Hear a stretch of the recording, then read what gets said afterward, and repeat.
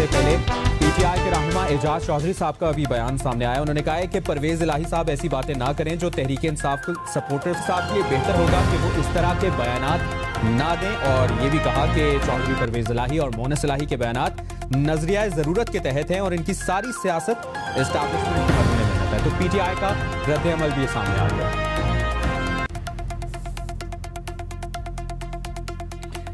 دیکھیں میں ظاہری بات ہے کہ سہیل وڑائی صاحب اور سیاسی بصیرت اور میری تجزیے کا کوئی میچ نہیں ہے.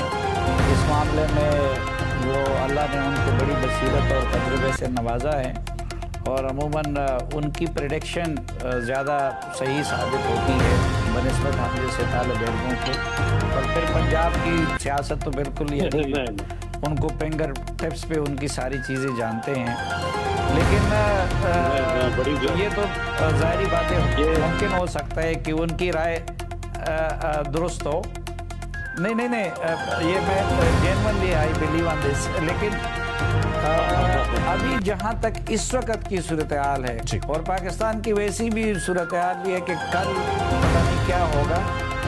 اس وقت تو دیکھیں انہوں نے جو عمران خان کا بیانیہ ہے وہ کسی چیز کو قبول نہیں کر رہے ہیں. تو ایسی دو متضاد بیانیے کے حامل لوگ لانگ ٹرم میں ان کا چلنا کیسے ہوگا. مثلا عمران خان امریکی سازش جو بیانیہ انہوں نے گڑھ لیا تھا چودھری صاحب اور ان کا بیٹا اس میں ان کے ہم نوا نہیں ہیں. نمبر 2 اب جنرل باجوہ کو عمران خان صاحب پہلے بھی میر جعفر اور پتہ نہیں کن کن الفاظ سے یاد کرتے رہے. وہ چودھری پرویز الہی اور ان کے بیٹے ان کو پاکستان کا عمران خان کا بلکہ اسلام کا بڑا محسن سمجھتے ہیں. تیسری بات عمران خان صاحب پہلے یہ کہتے تھے کہ جیسے یہ سب کچھ ان کی سیاسی مینجمنٹ اور بصیرت کا نتیجہ ہے. آج وہ باپ بیٹا دونوں کہہ رہے ہیں کہ جی ہم تو ان کے ساتھ مٹھائی کھا چکے تھے لیکن یہ تو شکر ہے کہ جنرل باجوہ صاحب نے ہمارے لیے فرشتہ ثابت ہوئے اور انہوں نے ہماری رہنمائی کی.